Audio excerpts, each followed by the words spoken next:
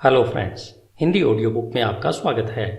As a man thinketh दुनिया भर में सेल्फ हेल्प के क्षेत्र में बहुत ही मशहूर पुस्तक है।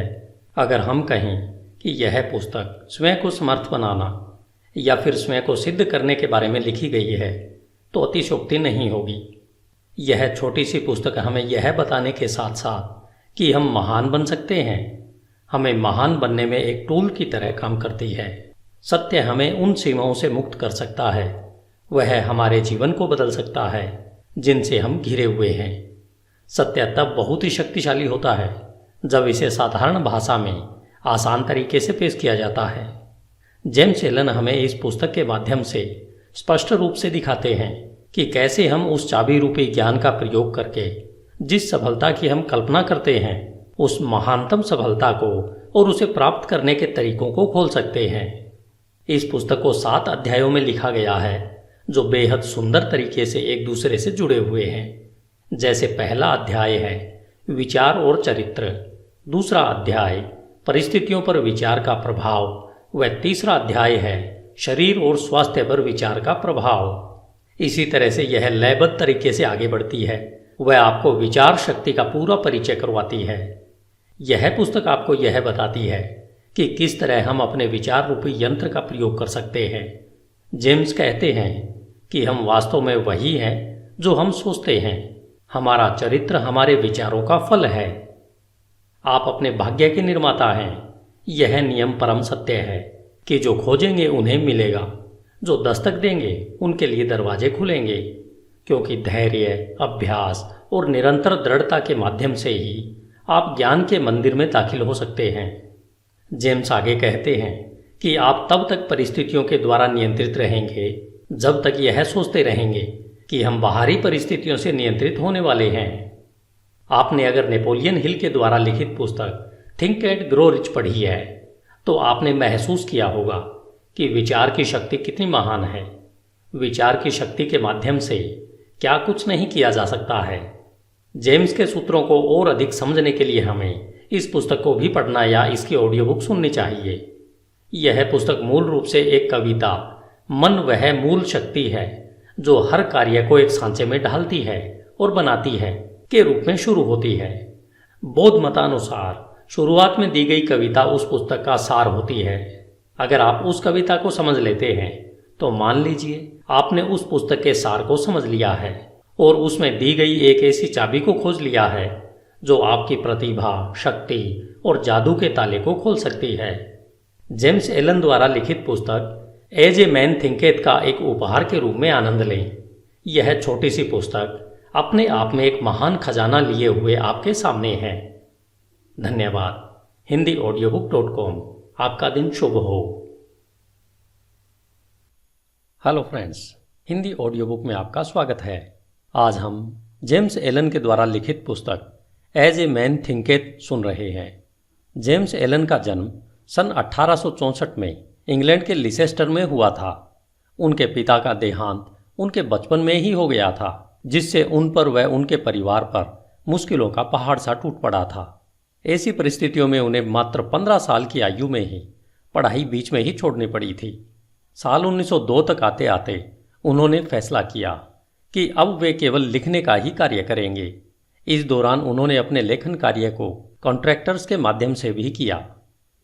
अपनी पहली पुस्तक फ्रॉम पॉवर्टी टू पावर पूरी करने के बाद वे इंफ्राकॉम, जो कि इंग्लैंड का दक्षिणी पश्चिम तट है, वहां पर आकर बस गए थे। जेम्स वहां अपनी मृत्यु पर्यंत साल 1912 तक रहे।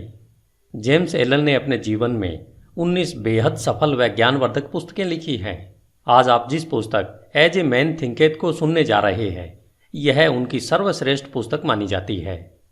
यह पुस्तक विचार की शक्ति पर एक निबंध नहीं है, बल्कि ध्यान, खोज और अनुभव का बहुआयामी फल है। यह पुस्तक सभी स्त्रियों और पुरुषों को इस सत्य को खोजने में मदद करने की कुंजी है कि वे स्वयं खुद के निर्माता हैं। वे अपने सुख दुख व ज्ञान अज्ञान के मुख्य शिल्पकार उनके खुद के विचार ही होते हैं। इनका निर्माता उनका खुद का मन ही होता है। James Allen, Ilfracombe, England. अध्याय 1 विचार और चरित्र। HindiAudiobook.com। हम वैसे ही हैं जैसा हम अपने मन में सोचते हैं। इस मुहावरे ने केवल हमारे संपूर्ण अस्तित्व को ही नहीं समेटा है, बल्कि यह हमारे संपूर्ण जीवन की हर एक दशा, दिशा और परिस्थितियों पर पूर्ण रूपेण खरा उतरता है। हमारा चरित्र हमारे संपूर्ण विचारों का ही संपूर्ण फल है। हम वास्तव में वही हैं जो हम सोचते हैं। जैसे बिना बीज के एक पौधा नहीं उग सकता, उसी तरह हमारे विचारों में छिपे हुए बीजों के बिना हमारा कोई भी कर्म उत्पन्न नहीं हो सकता। यह सूत्र उन सभी कर्मों पर भी बिना शर्त लागू होता है जिन्हें हम स्वप्रेरित या अपूर्वयोजित या फिर जिन्हें सोच समझकर किया जाता है। विचारों का मूल कर्म है और यही हमारे सुख दुख का फल है। अतः हम जो भी फल पाते हैं, चाहे वो मीठे हों या कड़वे, ये सभी हमारे विचारों का ही परिणाम होते हैं। हम आज जो भी हैं वह सब हमारे मन में उत्पन्न होने वाले विचारों के द्वारा रचित और निर्मित हैं। यदि हम अपने मन में अज्ञान से ओत प्रोत बुरे विचारों को पनपने देते हैं और सदा उन्हें ही पालते रहते हैं, तो हम अपनी ओर दुख व दर्द को ही आकर्षित कर रहे हैं और जल्द ही हम दुख से घिरे होंगे, जो हमारे बुरे विचारों का ही परिणाम होगा। इसके विपरीत यदि हमारे मन में हम स्वस्थ और हितकर विचार रखेंगे, तो आनंद और सुख हमारा उसी तरह पीछा करेंगे जैसे धूप में परछाई हमारा पीछा करती है। पुरुष और स्त्री किसी नियम के द्वारा कौशल से रची रचना नहीं है, बल्कि ये तो एक उन्नति है। विचारों का जितना प्रभाव पूर्ण और दृढ़ परलोक में है, उतना ही प्रभाव इस भौतिक जगत में भी है। एक महान और ईश्वरीय चरित्र कोई संयोग से नहीं उत्पन्न होता, बल्कि वह लगातार सही ईश्वरीय विचार सोचने और उनसे लगातार संबंध बनाए रखने से संभव है। इसी प्रक्रिया के द्वारा नीच और पशुवृत्ति वाले मनुष्य लगातार पोषित किए जा रहे हैं, जो दुष्ट व घृणित विचारों का ही परिणाम है। हम खुद के विचारों के द्वारा ही अच्छे या बुरे इंसान बनते हैं। हमेशा हम अपने विचारों की शस्त्रशाला में उन शस्त्रों का संधान करते रहते हैं जिनका प्रयोग हम हमेशा अपने नाश के लिए करते रहते हैं।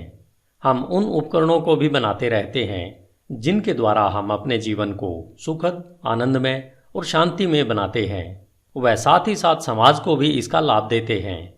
हम सही विचारों के चुनाव से व उनके सच्चे प्रयोग के द्वारा दिव्यता और पूर्णता तक उठ सकते हैं। गलत या बुरे विचारों के प्रयोग के द्वारा हम पशु से भी नीचे स्तर तक गिर सकते हैं। इन दोनों चरम चरित्रों के बीच में ही सभी चरित्र स्तर होते हैं, जिनके निर्माता, कारीगर, पालक व स्वामी हम स्वयं होते हैं। इस युग की सबसे ऊर्जावान, ताकतवर, विश्वास से भरा हुआ दिव्य वचन और दिल को सुख देने वाला आत्मा से संबंधित यह सत्य है कि तुम अपने विचारों के मालिक, चरित्र को ढालने वाले, अपनी परिस्थिति, वातावरण और भाग्य के कारीगर और रचयिता खुद हो। शक्ति, बुद्धि और प्रेम की सत्ता और स्वयं के विचारों के स्वामी तुम खुद हो, और तुम्हारे पास ही रूपांतरणकारी व पुनरुत्थान की शक्ति है, जिसके द्वारा तुम खुद को वो बनाते हो जो बनाना चाहते हो। हर परिस्थिति को नियंत्रित करने की चाबी तुम्हारे हाथों में है। तुम अपने हर हाल के स्वामी होते हो, यहां तक कि अपनी सबसे कमजोर और दुराचारी परिस्थिति के मालिक भी तुम खुद ही होते हो। उस समय तुम एक कमजोर और बेकार, मूर्ख घर के मालिक होते हो जो अपने परिवार को गलत ढंग से चला रहा होता है।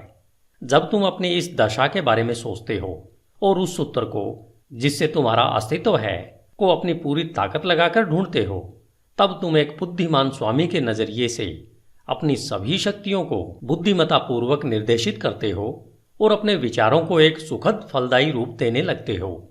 इसे ही एक बुद्धिमान व जागरूक मालिक कहते हैं, जो अपने विचारों के नियमों को खोजकर अपने जीवन को सही दिशा देता है। इस प्रकार खोज, प्रयोग, आत्मविश्लेषण और अनुभव के द्वारा अपने विचारों के सूत्र खोजकर आप भी एक बेहतरीन मालिक बन सकते हैं। आप जानते हैं कि सोने और हीरे को खोजने के लिए गहन खनन करनी पड़ती है। इसी तरह तुम अपनी आत्मा की खान में गहरा खोदोगे, तभी अपने अस्तित्व से जुड़े हर सत्य जान पाओगे। यदि तुम अपने विचारों को देखो, नियंत्रित करो और उन्हें बदलते हो, और दूसरों व अपने जीवन और परिस्थितियों में हो रहे बदलावों के कारण और प्रभावों को महसूस कर, देखकर धैर्यपूर्ण अभ्यास और परख करो। अपने हर अनुभव को, यहाँ तक कि हर दिल के छोटे छोटे बदलावों को भी स्वयं के बारे में आए बदलावों के बारे में जानने के लिए प्रयोग करो, जिससे समझ, बुद्धि और शक्ति जो तुम्हें प्राप्त हो रही है उसे महसूस करो। फिर तुम शायद बिना चूके इस सत्य को सिद्ध कर सकते हो कि तुम अपने चरित्र को बनाने वाले हो, अपने जीवन को सही सांचे में ढालने वाले हो और अपने भाग्य के निर्माता तुम ही हो। इस दिशा में आगे बढ़ते हुए यह नियम परम सत्य है कि जो खोजेंगे उन्हें अवश्य मिलेगा, जो दस्तक देंगे उनके लिए दरवाजे अवश्य खुलेंगे, क्योंकि दृढ़ता, धैर्य और अभ्यास के द्वारा ही तुम ज्ञान के उज्जवल मंदिर में प्रवेश कर सकते हो। धन्यवाद। HindiAudiobook.com। आपका दिन शुभ हो। हिंदी ऑडियो बुक में आपका स्वागत है। अध्याय 2, परिस्थितियों पर विचार का प्रभाव। आप अपने मन को एक बगीचे के समान समझकर या तो उसे बुद्धिमानी से जोत सकते हैं या फिर उसे लापरवाही से अपने आप बढ़ने दे सकते हैं, परंतु उसे चाहे जोता जाए या उसे खाली छोड़ा जाए या उसकी उपेक्षा की जाए, उसमें कुछ न कुछ उगेगा जरूर, या कहें कुछ न कुछ फलीभूत अवश्य होगा। अगर उसमें कोई बीज नहीं बोए जाते तो अनावश्यक व बेकार के खरपतवार के बीज उसमें गिरते रहेंगे और वे उग आएंगे। एक माली अपने बगीचे में अनावश्यक खरपतवार को समय समय पर निकालता रहता है और उसमें वही फल फूल और पेड़ पौधे आदि लगाते हैं जिसकी माली को चाह होती है या कहें आवश्यकता होती है। हमें भी अपने मन रूपी बगीचे को एक माली की तरह लगातार देखभाल करते रहना चाहिए। अशुद्ध, बेकार, अनावश्यक और अनुचित विचारों को पहचान कर अपने मन से निकाल फेंकना चाहिए। वह आवश्यक, शुद्ध, उपयोगी और उत्पादक विचारों को फलों और फूलों की तरह सहेज कर उनकी उचित प्रकार से देखभाल करते रहना चाहिए। इस प्रक्रिया का पालन करते हुए उचित समय अवधि में आप जान पाओगे कि आप ही अपनी आत्मा के प्रमुख माली और रक्षक हो। आप ही अपने जीवन के निर्देशक हो। आप ही अपने अंदर विचारों के नियमों को प्रकट कर पाते हो। आप ही हमेशा बढ़ती सत्यता से यह भी समझ पाते हो कि कैसे आपके विचार की शक्तियां और मन के अन्य घटक आपके सच्चे चरित्र, सकारात्मक परिस्थितियां और उज्जवल भाग्य का निर्माण करने के काम में लगे हुए हैं। विचार और चरित्र एक समान होते हैं क्योंकि माहौल और परिस्थितियों के द्वारा ही चरित्र निर्मित होता है और प्रकट होता है। इस प्रकार आप हर समय यह देखेंगे कि आपके जीवन की बाहरी परिस्थितियां आपके अंतर्मन के विचारों से परस्पर जुड़ाव और तालमेल में रहेंगी। इसका मतलब यह बिल्कुल नहीं है कि हर समय जैसी आपकी परिस्थिति है वह आपके पूरे चरित्र को ही दर्शाती रहती है। इसका अर्थ यह है कि वे परिस्थितियां आपकी विचारधारा के किसी आवश्यक पहलू से उस समय के लिए इतना करीब से जुड़ी हुई हैं कि वे आपकी प्रगति के लिए आवश्यक हों। आज आप जिस भी स्थिति में हैं वह सब आपकी सत्ता के नियमों के कारण ही हैं। आपको इस जगह आपके विचार ही लेकर आए हैं। आपके जीवन की संरचना में संयोग नाम की कोई चीज नहीं है। जो भी है वह उस नियम का ही परिणाम है जो अचूक है। यह बात उनके लिए उतनी ही सही है जो अपनी परिस्थितियों के साथ तालमेल में कमी का अनुभव करते हैं, जितना कि उनके लिए जिन्हें लगता है कि वे परिस्थितियों से संतुष्ट हैं। एक प्रगतिशील और जागरूक सत्ता के रूप में आप जहां पर हो वहां इसलिए हो कि आप उससे सीख कर आगे बढ़ सको। जैसे आप परिस्थिति में निहित आध्यात्मिक शिक्षण को सीख लेते हो, वह निकल जाती है और दूसरी परिस्थितियों के लिए जगह बनाती है। जब तक आप यह विश्वास करते रहोगे कि आप बाहरी परिस्थितियों द्वारा प्रभावित प्राणी हो, तब तक आप परिस्थितियों की मार खाते रहोगे। लेकिन जब आपको यह अनुभव होगा कि आप एक रचनात्मक शक्ति हो और उस छिपी हुई भूमि और बीज जिससे परिस्थितियां पनपती है पर अपना अधिकार जमा सकते हो, तब आप सही मायने में अपने खुद के स्वामी बन जाते हो। आत्म परीक्षण और आत्म संयम का अभ्यास करने वाले सभी लोग यह जानते हैं कि परिस्थितियां विचारों से ही उत्पन्न होती है। उन्होंने यह देखा है कि उनकी परिस्थितियों में फेरबदल उनकी मानसिक स्थिति में फेरबदल से सीधे अनुपात में होता है। यह सही है कि जब आप उत्सुकता से अपने विचारों की कमियों को दूर करने में स्वयं को लगा लेते हो, तब आप बहुत जल्दी प्रगति करते हैं और बहुत सारे परिवर्तनों से जल्दी ही गुजरते हैं। हर विचार रूपी बीज जिसे मन में विचारों के माध्यम से बोया जाता है वह अच्छी उपज ही देगा और देर सवेर किसी न किसी कार्य के रूप में फलता फूलता है। वह उसमें परिस्थिति रूपी फल अवश्य लगते हैं। अच्छे विचार अपने अनुरूप अच्छे फल और बुरे विचार हमेशा बुरा ही फल देते हैं। परिस्थितियों का बाहरी जगत विचार के आंतरिक जगत का निर्माण करता है। किसी इंसान को अच्छाई की चरम सीमा तक ले जाने के लिए प्रिय व अप्रिय बाहरी परिस्थितियों के वे मुख्य घटक हैं। आप अपने बोए की फसल काटने वाले स्वयं होने के नाते कष्ट और आनंद दोनों का ही अनुभव करते हो व उनसे सीखते हो। जिन्हें आप अपने पर हावी होने देते हो, ऐसी आंतरिक इच्छाओं, आकांक्षाओं और विचारों का अनुसरण करते हुए अपने जीवन की बाहरी परिस्थितियों के रूप में उनकी पूर्णता तक पहुंचते हो। उन्नति और अवनति के नियम सब जगह लागू होते हैं। कोई भी व्यक्ति जब अवनति के निचले स्तर पर या जेल जाता है तो परिस्थिति की क्रूरता के कारण नहीं, बल्कि अपने तुच्छ विचारों और निम्नतम इच्छाओं के द्वारा जाता है। एक सच्चे मन वाला व्यक्ति एकाएक ही किसी बाहरी शक्ति के दबाव में आकर अपराध से नहीं घिर जाता। उसके मन में आपराधिक सूक्ष्म विचार गुप्त रूप से पनप रहा होता है, जो अवसर मिलते ही अपनी पूरी शक्ति से प्रकट होता है। परिस्थितियां व्यक्ति को नहीं बनाती, बल्कि उस व्यक्ति का विचार जैसा है उसके लिए वैसी परिस्थिति प्रकट करती है। सिवाय हमारे स्वयं के बुरे इरादों के ऐसी कोई भी परिस्थिति नहीं होती जो हमें बुराइयों या कष्ट की ओर नीचे ले जा सके। इसी प्रकार ऐसी भी कोई स्थिति नहीं हो सकती जो हमारी बिना अच्छी और सफल आकांक्षाओं को निरंतर उपजाए हमें पुण्य, सफलता और उससे जुड़े आनंद की ओर ऊपर न उठाए। इस प्रकार से हम यह जान जाते हैं कि अपने विचारों के स्वामी होने के नाते हम स्वयं को बनाते हैं, अपनी परिस्थितियों और वातावरण को आकार देते हैं और उसके रचयिता भी हम ही होते हैं। हम जो चाहते हैं उसे आकर्षित नहीं करते, बल्कि हम उसे अपनी ओर आकर्षित करते हैं जो हम हैं। हमारी महत्वाकांक्षाएं, हमारी पसंद और हमारी इच्छाएं कदम कदम पर निष्फल होती रहती हैं। हमारे आंतरिक विचार और इच्छाएं स्वयं की खुराक, जो चाहे अच्छा हो या बुरा, उसी के द्वारा पोषित होती है। वह दिव्यता जो हमें आकार देती है वह हमारी आत्मा है जो हमारे अंतर्मन में है। हम स्वयं के द्वारा ही बंदी बनाए गए होते हैं। हमारे स्वयं के विचार और कर्म हमारे भाग्य के जेलर हैं। यदि वे तुच्छ हैं तो हमें बंदी बनाते हैं, और अगर वे अच्छे हैं तो हमें मुक्त करते हैं। आपने कभी न कभी यह महसूस अवश्य किया होगा कि हमें वह नहीं मिलता जिसकी हम इच्छा करते हैं या जिसके लिए प्रार्थना करते हैं, लेकिन आपको पता है कि हमें वह मिलता है जो हम सही तरीके से कमाते हैं, क्योंकि हमारी इच्छाएं और प्रार्थनाएं तभी पूर्ण होती हैं जब वे हमारे विचारों और कर्म से तालमेल में होती हैं। इस दृष्टिकोण से देखें तो परिस्थितियों से लड़ने का हमारे जीवन में क्या अर्थ है? इसका सीधा सा अर्थ है कि हम हमेशा बाहरी प्रभावों से लड़ते रहते हैं, वह साथ ही साथ उसके कारणों को अपने मन में पोषित व संरक्षित करते रहते हैं। यह कारण या तो जागरूक बुराई या फिर अजागरूक कमजोरी का रूप धारण कर लेता है, लेकिन चाहे वह जो कुछ भी हो, वह धारण करने वाले के प्रयत्नों को दृढ़ता से रोकता है और किसी हल को खोजने को मजबूर करता है।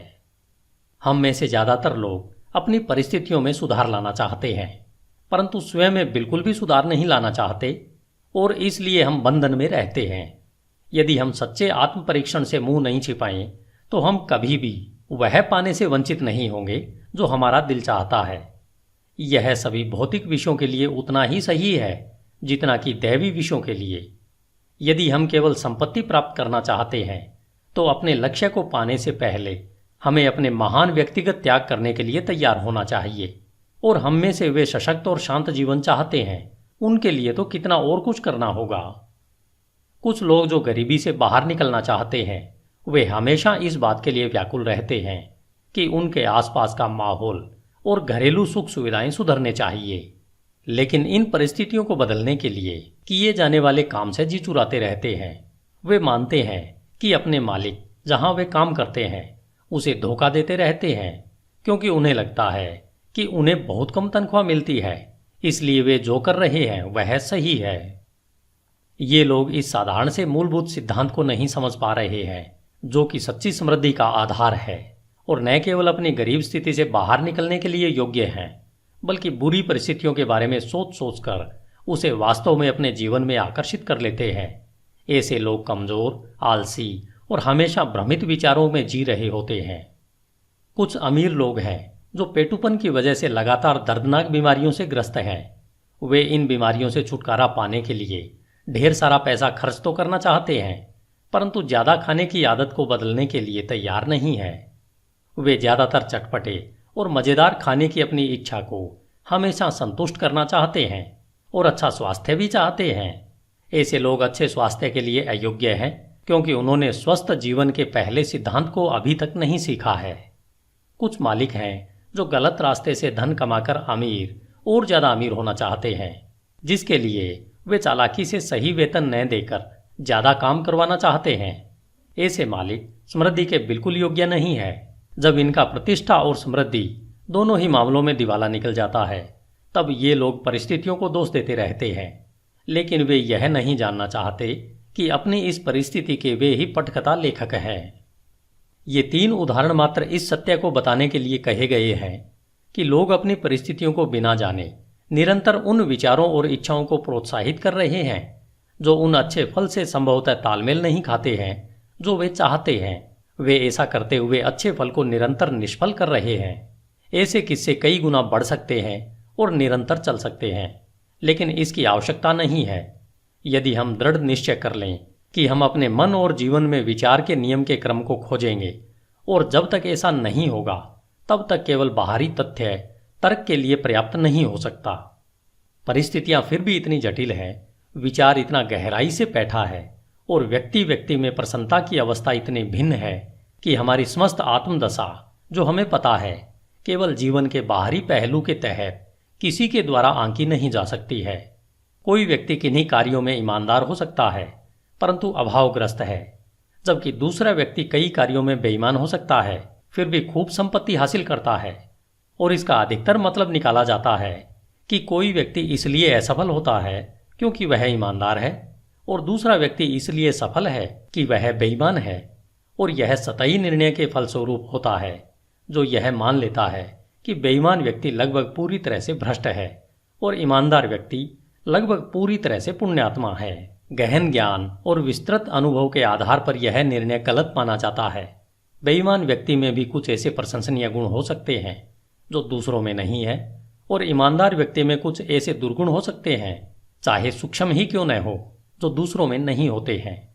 ईमानदार व्यक्ति अच्छे विचारों और कर्मों के कारण अच्छा फल पाते हैं, परंतु अपने दुर्गुणों के कारण कष्ट का भी अनुभव करते हैं। बेईमान व्यक्ति उसी तरह से कष्ट या हर्ष का अनुभव करता है।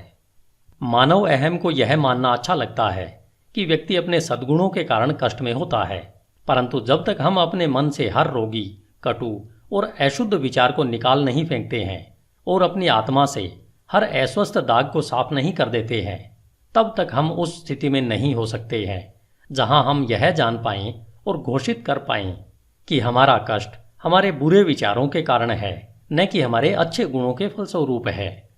उस परम पूर्णता के पथ पर पहुंचने से बहुत पहले हमें अपने जीवन और मन में कार्यशील उस महान नियम का पता चल जाएगा जो पूर्णतः न्याय संगत है, जो बुरे के बदले अच्छा या अच्छे के बदले बुरा नहीं देगा। जब हमें ऐसा ज्ञान होता है तब हम यह जान पाते हैं अपने पूर्ण के अज्ञान और अंधेपन को देखते हुए कि हमारा जीवन अभी और सदा से ही न्याय संगत रहा है। हमारे पूर्व के सारे अच्छे या बुरे अनुभव हमारे विकसित होते हुए फिर भी अविकसित आत्मा के ही उचित परिणाम है। अच्छे विचार और कर्म कभी भी बुरे परिणाम नहीं दे सकते, और इसके विपरीत भी इतना ही सही है कि बुरे विचार और कर्म कभी अच्छे सुखद परिणाम नहीं दे सकते। हम प्रकृति जगत में इस नियम को भलीभांति जानते हैं और समझते हैं। वह इसके अनुसार काम भी करते हैं कि आम के बीज से आम का पेड़ ही उगेगा और बबूल के बीज से केवल बबूल का पेड़ ही उगेगा और वैसे ही फल देगा। लेकिन कुछ ही इसे मानसिक व नैतिक जगत में समझते हैं, जबकि हमारे विचारों के मामले में भी यही नियम लागू होता है। वहां भी यह उतना ही सहज व अटल है। इसे न समझने पर हमें परेशानी उठानी पड़ती है, और तब ये नियम हमारी इच्छाओं के अनुरूप सहयोग नहीं देते हैं। कष्ट व पीड़ा गलत दिशा में लगाए गए गलत विचारों का प्रभाव है। यह एक संकेत है कि हमारा अपने आप से, अपने अस्तित्व के नियम से तालमेल नहीं रहा है। कष्ट का एकमात्र और उच्चतम कार्य है शुद्धि करना। वह सब जो बेकार और अशुद्ध है उसे जला देना। वे जो शुद्ध हैं उनके लिए कष्ट खत्म हो जाते हैं। एक बार जब सोने से मैल हट जाता है तो उसे जलाते रहने का कोई मतलब नहीं होता है। और इसी तरह से पूर्ण रूपेण शुद्ध व साक्षात्कारी पुरुष कष्ट में नहीं रहता। वह परिस्थितियां जिनका हम कष्ट से सामना करते रहते हैं वे हमारी मानसिक विसंगतियों का परिणाम है। वे परिस्थितियां जिनका हम कृपा व आनंद से सामना करते हैं, वे हमारी मानसिक संगति का नतीजा है। कृपा, आनंद, मानसिक पवित्रता ही भौतिक संपत्ति की अधिकता का माप नहीं है, और यह भी नहीं कि बुरे विचार ही एकमात्र कष्ट, क्लेश और दुख ही भौतिक संपत्ति की कमी का परिमाप है। कुछ लोग दुखी और अमीर होते हैं, कुछ लोग धन्य और अमीर भी होते हैं। पवित्रता और अमीरी तभी जुड़ते हैं जब धन को सही और विवेक से कमाया और इस्तेमाल किया जाता है। गरीब अधिक पीड़ा का अनुभव तब करते हैं जब उन्हें लगता है कि बिना वजह के उनका बोझ उन पर लाद दिया गया है। गरीबी और भोगाशक्ति दुख या कहीं पीड़ा के दो चरम पहलू है। ये दोनों ही अस्वाभाविक है, मानसिक असंतुलन का नतीजा है। जब तक हम खुश, स्वस्थ और समृद्ध नहीं होते, तब तक हमारी सही अवस्था नहीं होती। खुशी, स्वास्थ्य और समृद्धि का हमारी परिस्थितियों के आंतरिक और बाहरी स्थिति से तालमेल का ही परिणाम है। जब हम शिकायत व तिरस्कार करना बंद कर देते हैं और उस छिपे हुए नियम को जो हमारे जीवन को संचालित करता है उसे ढूंढना शुरू करते हैं, तब हम खुश, स्वस्थ और समृद्ध होना शुरू कर देते हैं।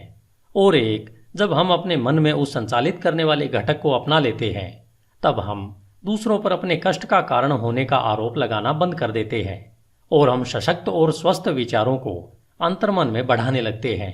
हम परिस्थितियों पर चीखना चिल्लाना बंद कर देते हैं।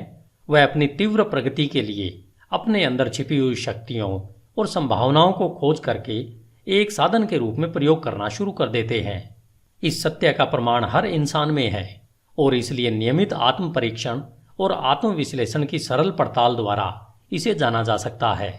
हम मूलभूत तौर पर अगर अपने विचारों को बदलते हैं तो हम अपने जीवन की भौतिक परिस्थितियों में आए त्वरित बदलाव को देखकर आश्चर्यचकित रह जाएंगे।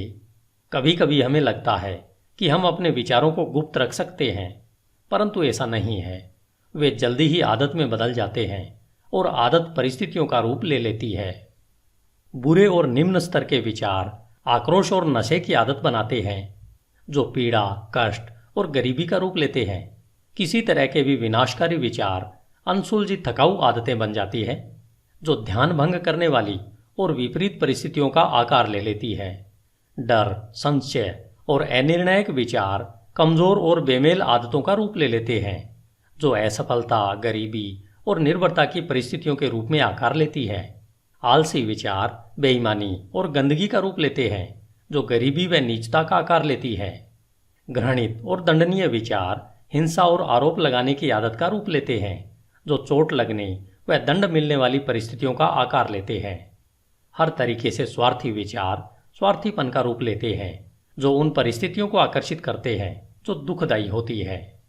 दूसरी ओर हर तरह के सुंदर विचार कृपा और अच्छाई का रूप लेते हैं, जो प्रिय और सुखद परिस्थितियों को आकार देते हैं। रचनात्मक विचार आत्मसंयम और संतुलित मन का रूप लेते हैं, जो शांति और विश्रांति की परिस्थितियों का आकार लेती है। साहस, आत्मनिर्भरता और निर्णय के विचार सशक्त और फलदायी आदतों का रूप लेते हैं, जो सफलता, प्रचुरता और मुक्ति की परिस्थितियों को आकार देती है। ऊर्जापूर्ण विचार सफाई पसंद व उद्यमी आदतों को आकार देती है। मृदुल व क्षमाशील विचार मृदुलता की आदत का रूप लेते हैं, जो सुरक्षित व स्वस्थ परिस्थितियों को आकार देती है।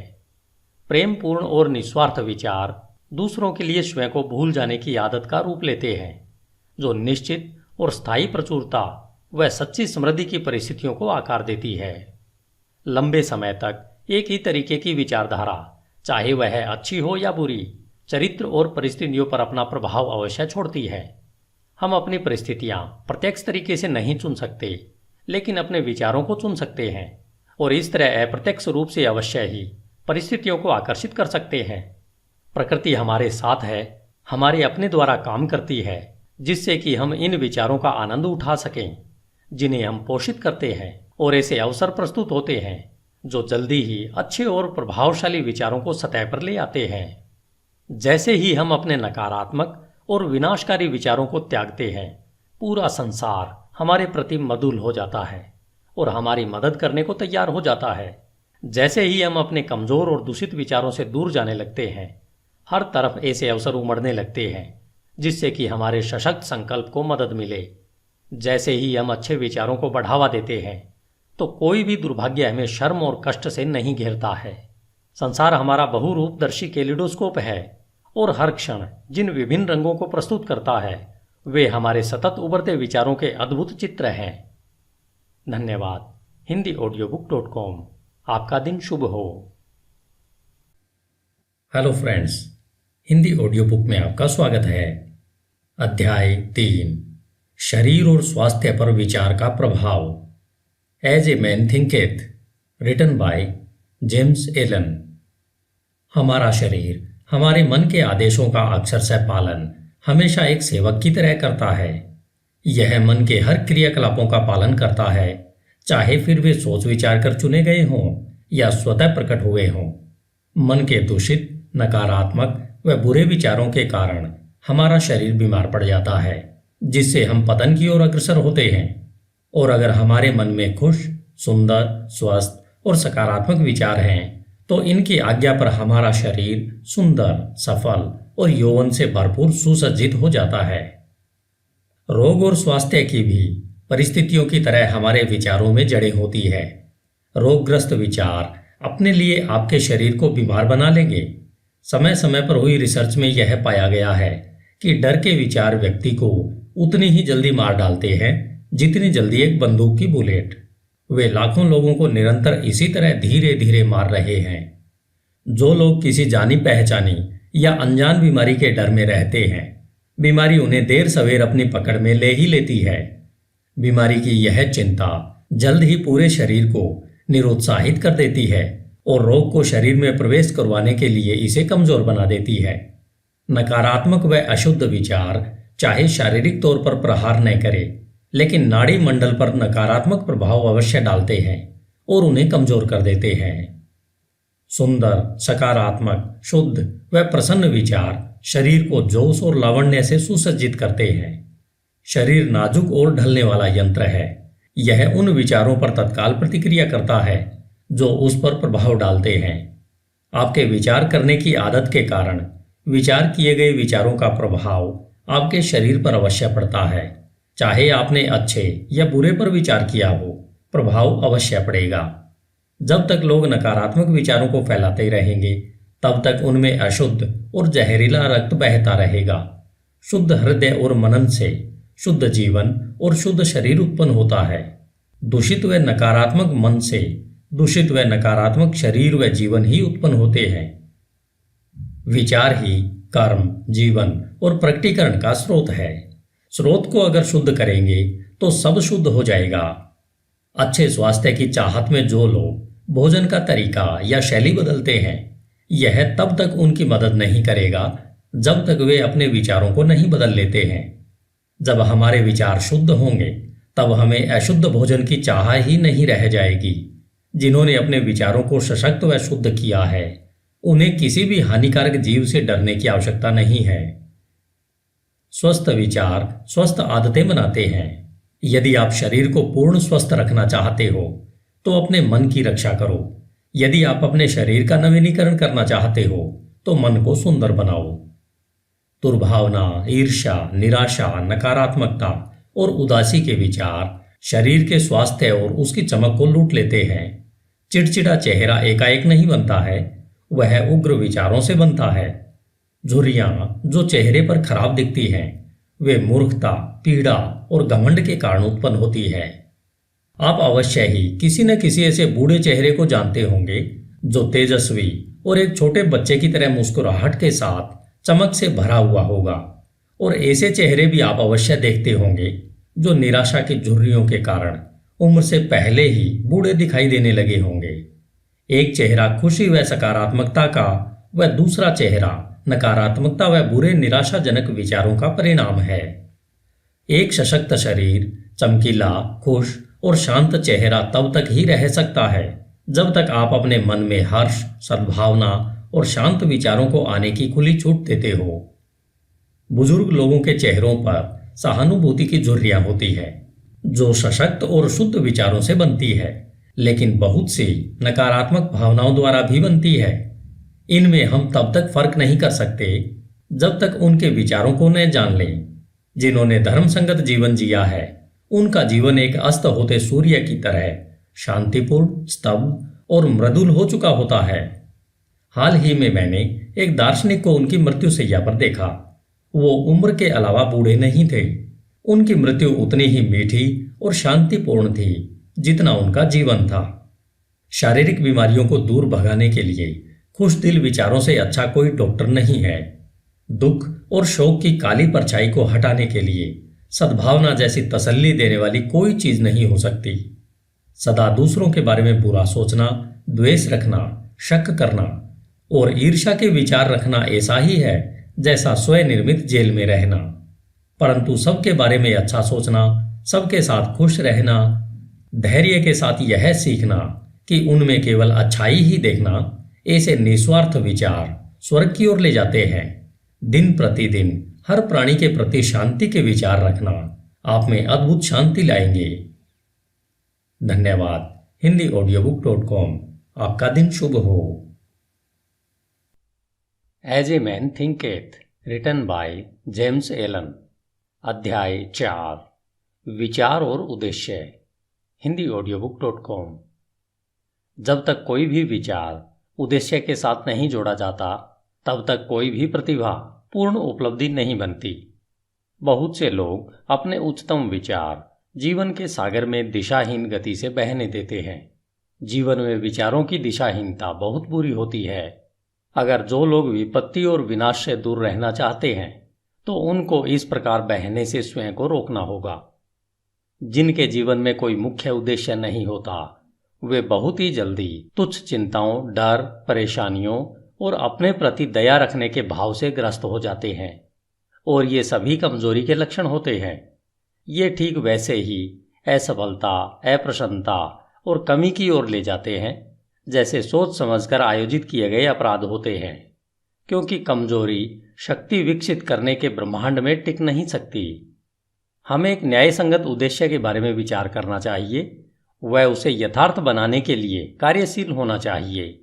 हमें अपने उद्देश्य को विचारों के केंद्र में रखना चाहिए। उद्देश्य बनाते समय हमारी प्रकृति कैसी है उसके अनुसार वह आध्यात्मिक या फिर भौतिक लक्ष्य का रूप ले सकता है। परंतु वह जो भी हो, हमें उस उद्देश्य पर दृढ़ता से अपनी विचार शक्ति को केंद्रित करना चाहिए। हमें इस उद्देश्य को अपना उच्चतम कर्तव्य बनाकर उसकी प्रगति के लिए स्वयं को समर्पित कर देना चाहिए। वह अपने विचारों को क्षणिक रुचियों, चाहतों और कल्पनाओं के पीछे नहीं भागने देना चाहिए। यह आत्मसंयम का राजसी मार्ग है और विचार की सच्ची एकाग्रता है। यदि हम बार बार अपने उद्देश्य को पाने में असफल हो रहे हैं तो यह तब तक होता रहता है जब तक हम अपनी कमजोरी से ऊपर नहीं उठ पाते हैं और इससे हम चरित्र के सामर्थ्य को प्राप्त करते हैं। वह सच्ची सफलता का मापदंड होता है। वह यह भविष्य के सामर्थ्य और विजय की नई शुरुआत होती है। जिनका कोई महान उद्देश्य नहीं होता है उन्हें अपने विचारों को कर्तव्य के अचूक प्रदर्शन पर केंद्रित करना चाहिए, फिर चाहे उनका कार्य कितना ही छोटा क्यों न दिख रहा हो। केवल इसी तरीके से विचारों को एकत्रित करके केंद्रित किया जा सकता है। वह संकल्प और ऊर्जा को विकसित किया जा सकता है। इसे सिद्ध करने के बाद ऐसा कोई भी लक्ष्य नहीं रह जाता है जिसे प्राप्त नहीं किया जा सकता हो। कमजोर आत्मा अपनी कमजोरी को जानते हुए और इस सत्य में विश्वास रखते हुए कि सामर्थ्य प्रयत्न और अभ्यास द्वारा विकसित की जा सकती है, वह तुरंत ही प्रयत्नशील हो जाती है और प्रयत्नों द्वारा सदा विकसित होती रहती है और अंत में दिव्य रूप में सशक्त हो जाती है।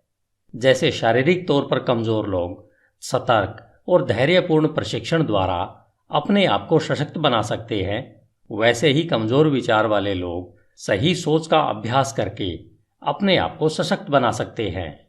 दिशाहीनता व कमजोरी को दूर करके किसी भी उद्देश्य के साथ सोचना उन सशक्त लोगों की श्रेणी में पहुंचना है जो कि सफलता प्राप्ति के लिए एक मार्ग के रूप में पहचानते हैं और जो सब परिस्थितियों को अपने अनुकूल बनाते हैं और जिनके विचार सशक्त हैं, वे बिना किसी डर से कोशिश करते हैं और कुशलता से उसे प्राप्त करते हैं। अपने लक्ष्य निर्धारण के बाद हमें मानसिक तौर पर उसको प्राप्त करने का एक सीधा मार्ग बिना दाएं बाएं देखे तैयार करना चाहिए। अपने अंदर छुपे हुए संशय व डर को शक्ति से निकाल फेंकना चाहिए। ये वे विच्छेदक तत्व हैं जो प्रयत्न की सीधी रेखा को तोड़कर उसे तिरछा, अप्रभावी व बेकार बना देते हैं। संशय और डर के भाव के विचारों से कभी कुछ भला नहीं हो सकता है। वे हरदम असफलता की ओर ले जाते हैं। उद्देश्य, ऊर्जा, करने की शक्ति और सभी सशक्त विचार तब रुक जाते हैं जब मन में संशय और डर के विचार घुस जाते हैं। कुछ करने की इच्छा इस ज्ञान से उभरती है कि हम कुछ कर सकते हैं। संशय और भय ज्ञान के सबसे बड़े शत्रु हैं और वह लोग जो उसे बढ़ावा देते हैं उन्हें मारते नहीं बल्कि वे हर कदम पर निष्फल होते रहते हैं। जिन्होंने संशय और भय पर विजय पा ली है उन्होंने असफलता को जीत लिया है। उनका हर विचार सामर्थ्य से जुड़ा हुआ है और सभी परेशानियों का साहस के साथ सामना कर उन्हें बुद्धिमानी से वश में किया जा सकता है। उनके उद्देश्य वातावरण के हिसाब से बोए जाते हैं और वे ऐसे फल फूल देते हैं जो समय से पहले नहीं गिर जाते हैं। बिना किसी भय के उद्देश्य से जुड़ा हुआ विचार रचनात्मक शक्ति बन जाता है। वे जो यह जानते हैं वे तैयार हैं भटकते विचारों और उतरते चढ़ते संवेदनाओं की गठरी से ज़्यादा कुछ उच्चतम और सशक्त बनने के लिए जो यह करते हैं। अपने विचारों को अपने उद्देश्य के साथ जोड़ते हैं। वे अपनी मानसिक शक्ति के जागरूक और बुद्धिमान शासक बन जाते हैं। धन्यवाद। HindiAudiobook.com। आपका दिन शुभ हो। As a man thinketh, James Allen. अध्याय 5। उपलब्धि में विचार एक घटक। HindiAudiobook.com। आप जो भी पाते हो या पाने में असफल होते हैं तो यह सब आपके विचारों का सीधा सीधा नतीजा है। इस न्यायपूर्ण व्यवस्थित संसार में जहां संतुलन की कमी विनाश ला सकती है वहां व्यक्तिगत जिम्मेदारी अवश्य पूर्ण होनी चाहिए।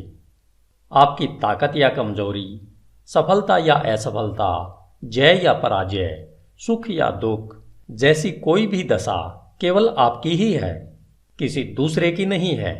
जैसा आप सोचते हैं वैसे ही आप हो। जैसा आप सोचते रहते हैं वैसे ही आप बन जाते हैं। सशक्त लोग कमजोर लोगों की मदद तब तक नहीं कर सकते जब तक कमजोर लोग मदद लेने के लिए तैयार नहीं होते। जिस मजबूती को वे दूसरों में देखते हैं उन्हें अपने प्रयत्नों के द्वारा उस सामर्थ्य को विकसित करना होगा। केवल और केवल हम खुद ही अपनी दशा को बदल सकते हैं।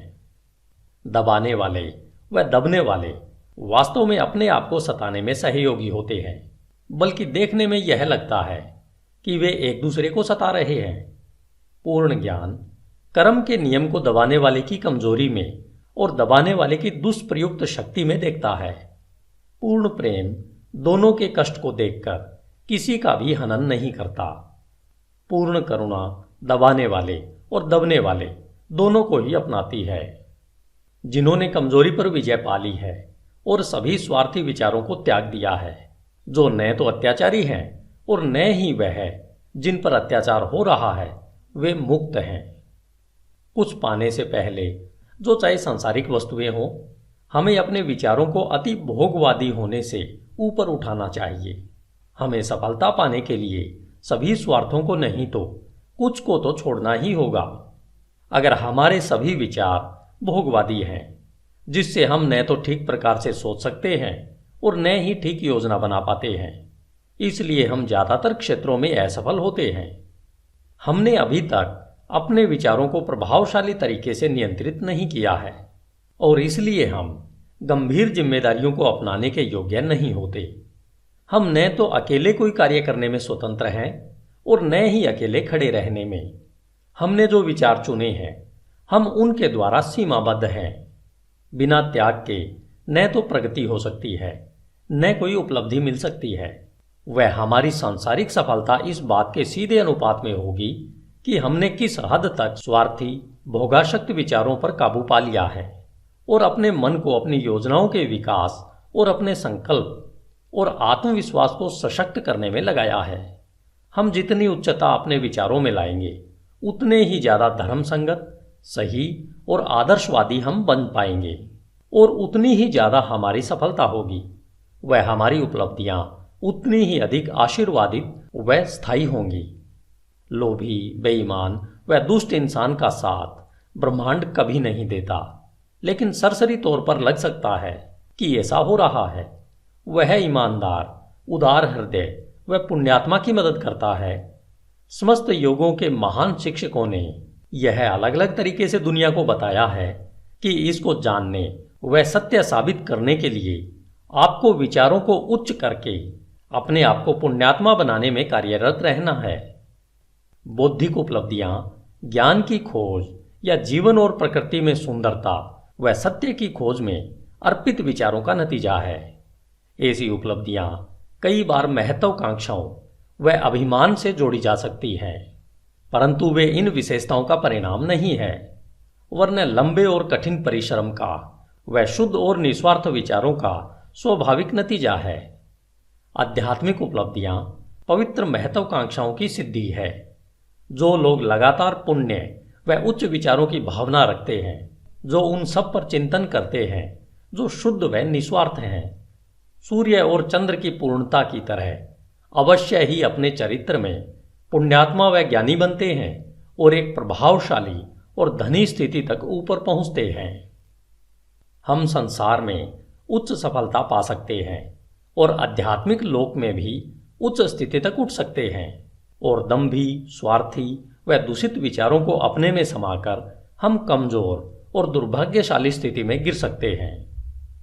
सही विचार द्वारा प्राप्त विजय को केवल सार्थकता द्वारा ही बनाए रखा जा सकता है। जब सफलता मिलना तय होता है तो बहुत से चूक जाते हैं और शीघ्र ही असफलता को चखते हैं। समस्त उपलब्धियां चाहे व्यापार, बौद्धिक या आध्यात्मिक जगत में हो, निश्चित रूप से निर्देशित विचारों का फल है और उसी नियम के अधीन है और उसका वही तरीका है। फर्क सिर्फ प्राप्ति के लक्ष्य में है। वे जिन्हें बहुत कम मिलता है उन्हें थोड़ा त्याग भी करना चाहिए, और जो ज्यादा प्राप्त करते हैं उन्हें ज्यादा त्याग करना चाहिए। वे जिन्हें उच्चतम मिलता है उन्हें महान त्याग करना चाहिए। धन्यवाद। HindiAudiobook.com। आपका दिन शुभ हो। As a man thinketh, James Allen. अध्याय 6। परिकल्पनाएं और आदर्श। स्वप्न देखने वाले इस संसार के मसीहा हैं। जिस तरह से दृश्य जगत अदृश्य द्वारा पोषित है, उसी तरह मानवता सभी परीक्षाओं, गलतियों और कष्ट में उसके योगी स्वप्न देखने वालों की सुंदर परिकल्पनाओं द्वारा पोषित होती है। मानवता अपने स्वप्न दृष्टाओं को भूल नहीं सकती। वे उनके आदर्शों को ऐसे ही फीका पड़कर मर जाने नहीं दे सकती। वह उनमें रहती है। वह उन्हें वास्तविकताओं जैसा मानती है, जैसे कि एक दिन वह उन्हें देखेगी और जान पाएगी। संगीतकार, मूर्तिकार, चित्रकार, कवि, पैगंबर, ऋषि ये जगत के परे की दुनिया के बनाने वाले हैं, स्वर्ग के शिल्पकार हैं। यह जगत सुंदर है क्योंकि ये इसमें रहते हैं। उनके बिना श्रमकारी मानवता मिट जाएगी। जो अपने हृदय में एक सुंदर परिकल्पना को व उच्च आदर्श को संजोते हैं, एक दिन उसे साकार कर पाएंगे। कोलंबस ने एक दूर देश की कल्पना को संजोया था और उसने उसे खोज निकाला। कोपरनिकस ने संसारों की अनेकता और एक विस्तृत ब्रह्मांड के होने की परिकल्पना को पोषित किया था और उसने उसे प्रकट भी किया। भगवान बुद्ध ने निष्कलंक सुंदरता और पूर्ण शांति के आध्यात्मिक जगत की परिकल्पना को संजोया था और उन्होंने उसमें प्रवेश भी किया। अपनी परिकल्पनाओं को पोषित करो, अपने आदर्शों को पोषित करो। तुम्हारे हृदय में जो संगीत उमड़ता है, मन में जो सुंदरता रूप लेती है, तुम्हारे सूक्ष्मतम विचारों को जो खूबसूरती लपेटती है, उसे पोषित करो, क्योंकि उन सब में से हर्षपूर्ण परिस्थितियां और स्वर्गपूर्ण वातावरण पनपेंगे और बढ़ेंगे। यदि तुम इनके प्रति सच्चे रहो तो तुम्हारे संसार का अंततः निर्माण होगा। चाहने से तुम पाओगे, आकांक्षा रखने से प्राप्त करोगे। क्या हमारी निम्नतम इच्छाओं को संतुष्टि का पूर्ण माप मिले और हमारी शुद्धतम आकांक्षाएं पोषण की कमी से नष्ट हो जाएं। ब्रह्मांडीय नियम ऐसा नहीं है। ऐसी दशा में चीजों को प्राप्त नहीं किया जा सकता। मांगो और तुम्हें मिल जाएगा। उच्च स्वप्न देखो और जैसे तुम स्वप्न देखोगे तुम वैसे बन जाओगे। तुम्हारी परिकल्पना उसका वचन है जो तुम एक दिन बन जाओगे। तुम्हारे आदर्श उसकी भविष्यवाणी है जिसे तुम अंत में पर्दा उठाकर देख सकोगे। मानव उपलब्धियां सबसे पहले और लंबे समय तक एक स्वप्न थी। ओक का वृक्ष मंजू फल में छिपा होता है, चिड़िया अंडे में पलती है और आत्मा की उच्चतम परिकल्पना में जागृत देवदूत चलते हैं। स्वप्न वास्तविकता के बीज हैं। तुम्हारी परिस्थितियां हो सकता है प्रतिकूल हों, परंतु वे ऐसा लंबे समय तक नहीं रहेंगी। यदि तुम एक आदर्श को मन में रखकर उसे पाने के लिए जी जान लगा दो, बाहर शांत खड़े रहकर तुम अंतर में यात्रा नहीं कर सकते। एक युवती है और एक युवक है। दोनों ही गरीबी और काम के बोझ तले दबे हुए हैं। लंबे समय तक अस्वस्थ वातावरण वाली वर्कशॉप में बंद, अशिक्षित और सभी प्रकार की शिष्टताओं से कोसों दूर। परंतु दोनों ही बेहतर जिंदगी के सपने देखते हैं और वे बुद्धि, कृपा, शिष्टता और सुंदरता की कल्पना करते हैं। वे मानसिक तौर पर एक आदर्श जीवन परिस्थिति की कल्पना करते हैं, एक विस्तृत स्वतंत्रता की परिकल्पना करते हैं और एक बड़ी आकांक्षा उन पर हावी हो जाती है। व्याकुलता उन्हें कर्म करने के लिए उकसाती है और वे अपने खाली समय व साधनों को, चाहे वे अभी कम है, अपने सोई शक्तियों और साधनों के विकास में लगाते हैं। शीघ्र ही उनके मन इतने परिवर्तित हो जाते हैं कि वह वर्कशॉप उन्हें बांध कर नहीं रख पाती है। उनकी सोच से वह इतनी बेमेल हो जाती है कि वह उनके जीवन से वैसे ही बाहर हो जाती है जैसे कोई कपड़ा उतार कर फेंक दिया जाता है। जैसे जैसे उनके लिए वे अवसर बढ़ते जाते हैं जो कि उनकी विस्तृत होती शक्तियों के कार्य क्षेत्र को समा सकें, वे उससे हमेशा के लिए बाहर निकल जाते हैं। सालों बाद हम उन्हें फिर देखते हैं। बहुत ही विशिष्ट तरीकों में हम उन्हें मन की कुछ एक शक्तियों के अधिकारी पाते हैं जिनके प्रयोग से वे दुनिया भर पर प्रभाव और लगभग अप्रतिम सामर्थ्य से शासन करते हैं। वे अपने हाथों में विशाल जिम्मेदारियों के सूत्रों को थामे हैं। वे बोलते हैं और जीवन रूपांतरित हो जाते हैं। स्त्री और पुरुष उनके शब्दों में विश्वास करते हैं और अपने चरित्र को पुनः ढालते हैं और सूरज की तरह ये ऐसे स्थायी और प्रकाशित केंद्र बन जाते हैं जिसके चारों ओर असंख्य जीव घूमते रहते हैं।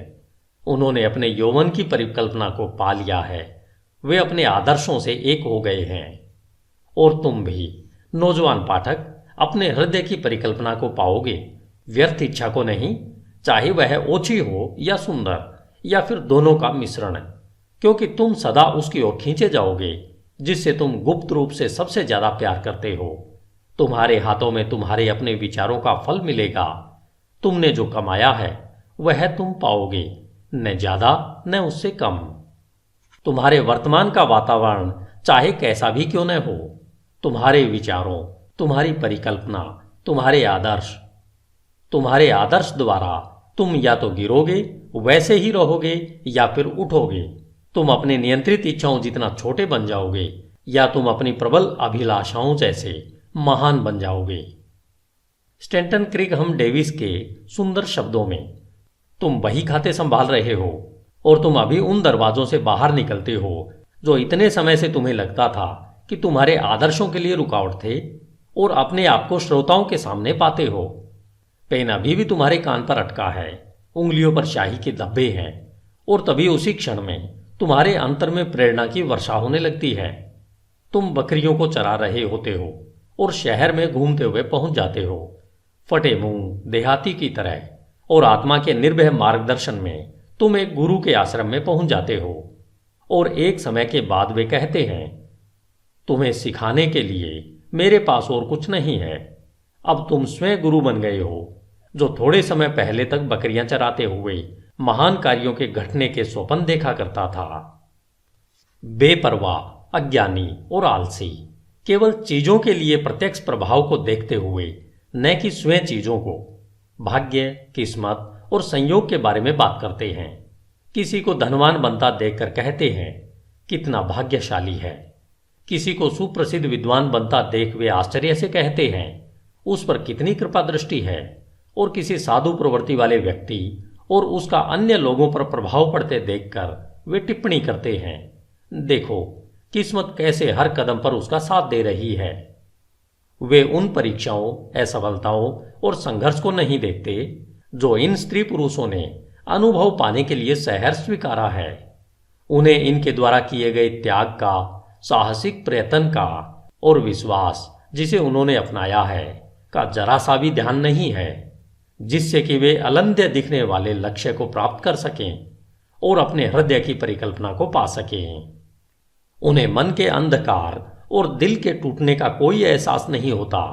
उन्हें केवल प्रकाश और प्रसन्नता दिखती है और वे उसे भाग्य कहते हैं। वे लंबी और कठिन यात्रा नहीं देखते, केवल सुखी परिणाम को देखते हैं और वे उसे सद्भाग्य कहते हैं। वे प्रक्रिया को नहीं समझते, केवल नतीजा देखते हैं और उसे संयोग कहते हैं। हर मानव कार्य में प्रयत्न है और फल भी है, और प्रयत्न कितना सशक्त है इसे फल से मापा जाता है। यह कोई संयोग नहीं है। कहे जाने वाले उपहार, शक्ति, भौतिक, बौद्धिक और आध्यात्मिक अधिकार प्रयत्न के हैं। वे पूर्ण किए हुए विचार हैं, प्राप्त किए हुए लक्ष्य हैं, साकार परिकल्पनाएं हैं। वह परिकल्पना जिसकी तुम अपने मन में प्रशंसा करते हो, वह आदर्श जिसे तुमने अपने हृदय में विराजित कर रखा है, उससे तुम अपने को बनाओगे और यही तुम बन जाओगे। धन्यवाद। HindiAudiobook.com। आपका दिन शुभ हो। As a man thinketh, James Allen. अध्याय 7, प्रशांति। HindiAudiobook.com। मन की शांति ज्ञान का एक सुंदर मणि है। वह आत्मसंयम के लंबे और धैर्यपूर्ण प्रयत्न का नतीजा है। उसकी उपस्थिति परिपक्व अनुभव का और नियम व विचारों के उच्च ज्ञान व कार्यकलाप का चिन्ह है। हम उसी मात्रा में शांत होते हैं जितना हम विचार विकसित अस्तित्व के रूप में स्वयं को समझते हैं, क्योंकि ऐसा ज्ञान विचार के फलस्वरूप निश्चित ही दूसरों को समझने की क्षमता रखता है। और जैसे हम सही समझ को विकसित करते हैं और कारण व प्रभाव के आधार पर आंतरिक भावनाओं व विचारों को अधिक स्पष्टता से समझते हैं, हम चीखते चिल्लाते नहीं और चिंतित व दुखी नहीं होते। हम संतुलित, वचनबद्ध और शांत रहते हैं। वे लोग जो शांत हैं, जिन्होंने स्वयं को नियंत्रित करना सीखा है, जानते हैं कि स्वयं को दूसरों के माफिक कैसे बनाया जाए, और ये दूसरे बदले में शांत लोगों की आध्यात्मिक सामर्थ्य का सम्मान करते हैं और यह सोचते हैं कि उससे सीख सकते हैं और उस पर भरोसा कर सकते हैं। जितने अधिक प्रशांत हम बन जाते हैं, उतनी अधिक हमारी सफलता, हमारा प्रभाव व अच्छाई के लिए हमारा सामर्थ्य होता है। उदाहरण के लिए, साधारण सी बिक्री करने वाले लोग भी जैसे जैसे अपने आत्मनियंत्रण और समभाव को बढ़ा देंगे, उनकी व्यावसायिक प्रचुरता बढ़ती जाएगी, क्योंकि लोग ऐसे लोगों के साथ ही काम करना पसंद करेंगे जिनका व्यवहार अच्छा व स्थिर है। सशक्त और शांत लोगों को सदा सम्मान मिलता है, वह उनसे प्यार किया जाता है। वे प्यासी भूमि में छांव देने वाले पेड़ या फिर तूफान में पनाह देने वाली चट्टान की तरह होते हैं। शांत हृदय, मीठा स्वभाव व संतुलित जीवन किसे पसंद नहीं है। इससे कोई फर्क नहीं पड़ता कि वर्षा होती है या सूरज चमकता है, या इन आशीर्वादों को पाने वालों के जीवन में क्या परिवर्तन आते हैं। वे हरदम मधुर और शांत रहते हैं। वह चरित्र की विशिष्टता जिसे शांतता कहते हैं, संस्कृति का आखिरी सबक है। वह जीवन का फूलना है, आत्मा का फलना है। वह ज्ञान की तरह मूल्यवान है और उसकी सोने से भी ज्यादा कामना करनी चाहिए। हाँ, उत्कृष्ट सोने से भी ज्यादा। पैसे को पाने की चाह कितनी तुच्छ लगती है जब उसकी तुलना एक शांत जीवन, जो सत्य के सागर में लहरों के नीचे आंधी तूफान की पहुंच से परे शाश्वत शांति में बसता है। हम ऐसे कितने ही लोगों को जानते हैं जो अपने जीवन को अप्रिय बना लेते हैं, जो अपने विस्फोटक गुस्से के कारण वह सब जो मधुर और सुंदर है उसे तबाह कर देते हैं, जो अपने चरित्र की शिष्टता का नाश कर देते हैं और मनमुटाव पैदा कर देते हैं। यह एक प्रश्न है कि क्या बड़ी मात्रा में लोग अपने जीवन को तबाह नहीं करते हैं, और क्या वे नासमझी और आत्मनियंत्रण की कमी के कारण अपने जीवन की खुशियों को मार नहीं देते। हम अपने जीवन में ऐसे कितने कम लोगों से मिलते हैं जो शांत होते हैं, जिनमें अद्भुत शिष्टता होती है, जो कि एक परिपक्व चरित्र की विशेषता है। हाँ, अनियंत्रित गुस्से से मानवता आवेश में आती है, अनियंत्रित दुख से उत्तेजित हो जाती है, व्यग्रता और संयम से प्रभावित होती है। केवल वे ज्ञानी जिनके विचार नियंत्रित व शुद्ध हैं, आत्मा की तेज हवाओं और तूफानों व हवा को काबू में ला सकते हैं। तूफान में डांवाडोल आत्मा, चाहे तुम कहीं भी क्यों न हो, चाहे किसी भी परिस्थितियों में क्यों न रहते हो, यह जानती है कि जीवन के समुद्र में पवित्रता के द्वीप मुस्कुरा रहे हैं और तुम्हारे आदर्शों का उजला किनारा तुम्हारे आने का इंतजार कर रहा है। विचारों की पतवार को अपने हाथों में कसकर पकड़ कर रखो। तुम्हारी आत्मा के जहाज में प्रबल स्वामी आराम करता है, वह केवल सोता है, उसे जगाओ। आत्मनियंत्रण सामर्थ्य है, सही विचार श्रेष्ठता है, शांतता शक्ति है। अपने हृदय से कहो, शांत रहो, स्थिर रहो। धन्यवाद। HindiAudiobook.com। आपका दिन शुभ हो।